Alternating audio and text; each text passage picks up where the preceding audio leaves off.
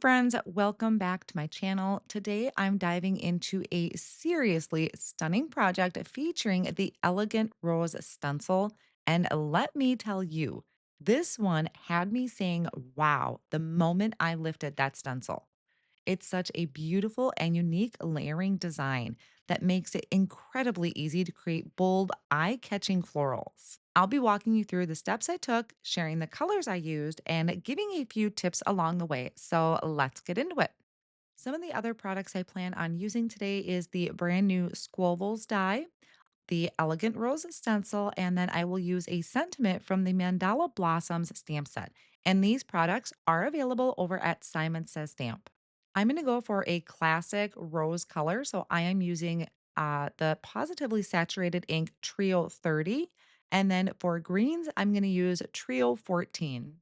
This stencil is a four-piece stencil. So we have three layers that are going to design the flower. And then we have one layer that is going to design the leaves or have us ink blend the leaves.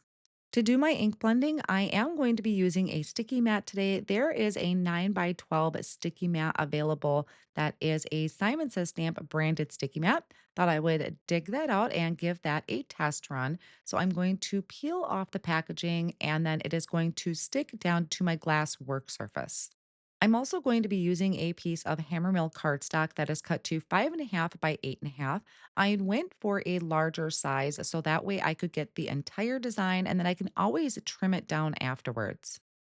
So I'm placing my cardstock on my sticky mat and then I'm going to place the first layer of the rose. It's the most open area of the stencil down onto the cardstock. So there is a little bit of overlap on the edges that's going to stick to the mat, but I wanted to mask off the top area so I don't have any spilling over of my ink blending.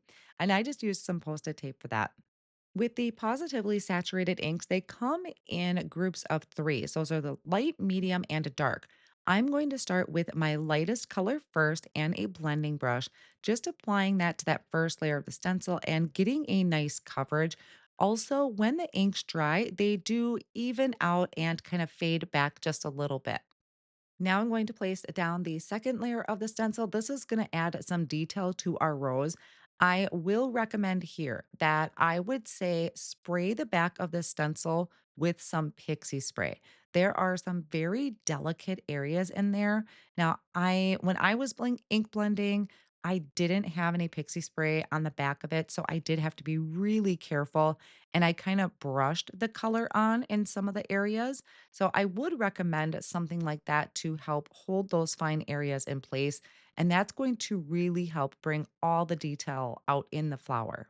For this layer, I did use the second color in the trio. So this one's kind of the medium base. You can see with my brush, I'm kind of pouncing the color on. So I didn't lose all of that intricate detail. Now, right here, it's not wowing me just yet, but once I place the third layer down and we get the whole finished image ink blended, it seriously knocks my socks off. So, again, this is the third layer of the stencil, adding more detail to our flower. I'm using the darkest shade of red in this collection. Again, going over the open areas of the stencil. This is probably another layer that it wouldn't be a bad idea to spray some pixie spray on the back. So I'm going to pull off this layer of the stencil and I'm going to do the next layer.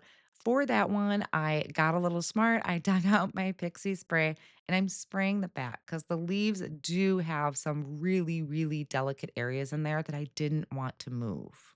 Now, for the leaves, there is only one layer. So I need to, if I want to add contrast to the leaves, I need to build up that contrast using my inks.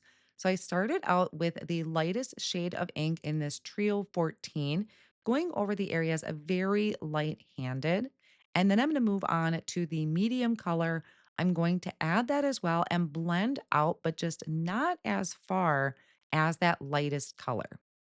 And then I'll do the same thing with the darkest color in this collection, blending it in, kind of starting from the center where the rose is and then blending out just a little ways. Now, I wanted to talk about the Pixie Spray a little bit. It is a low tack adhesive spray. You spray it on the back of your stencil, let it sit for a minute, and it gets tacky.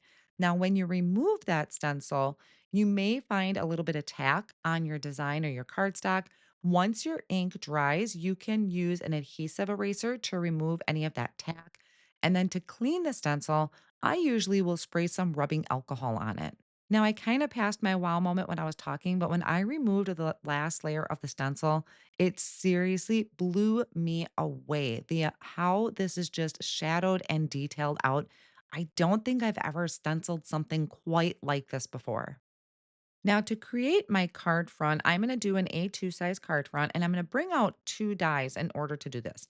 I am bringing out the A2 rectangles die that I didn't show in the beginning, but I'm bringing it out now because it's going to come in super handy. And I'm also bringing in the Squovals set.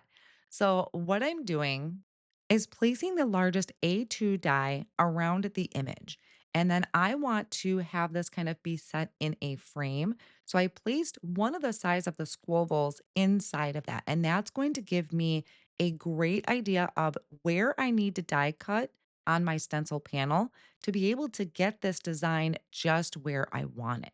So if you do have these or something similar to this is a great idea to help you map out where to die cut this out or trim it out exactly so you're getting the part of the design that you want.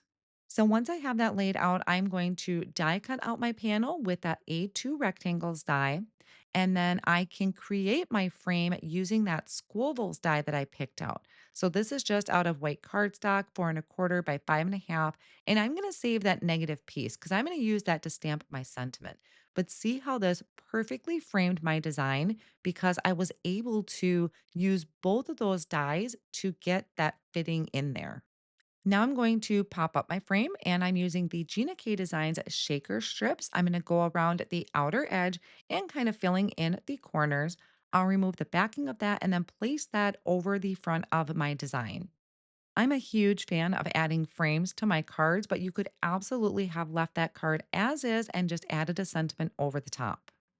Now I'm going to bring in that negative piece from the Squoval set that I did my frame out of, and I'm going to use it for a sentiment. So I'm using the Mandala Blossoms stamp set. There are some beautiful sentiments on here, along with that gorgeous image that I do plan on using in a later project. So I'm going to stamp this in the Versafine ink, just being careful not to press too hard so we don't distort any of our letters. Versafine does stay wet for a little longer, so I'm gonna let that dry for a minute, or I can heat it up with my heat tool just to set that ink. And that way I won't transfer ink onto my die cutting plates when I run that through the die cut machine with the coordinating die. I also die cut out one more from plain white cardstock, added liquid glue, and I'm attaching these two together just to kind of help build up that stability for my sentiment. I'm taking a 5 1/2 by 8 1/2 piece of heavyweight white cardstock and I scored that at 4 1/4 to create a side folding card base. I'm adding tape runner to the top and then placing my panel on top of that and just securing that in place.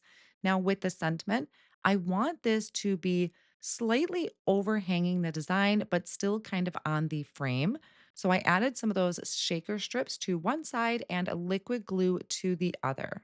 I hope you enjoyed seeing the Elegant Rose Stencil in action today and that you feel inspired to give it a try on your next project, or just go ahead, pop that stencil into your cart and give this a try because I think you're going to be wowed just like I was.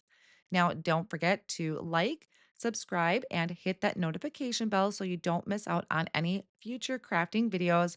And I'd love to hear what color combos you'd try with this stencil. So drop them in the comments below. Thank you so much for hanging out with me today. I'm going to have a links to everything I used in today's video linked down below in the video description. And until next time, happy crafting.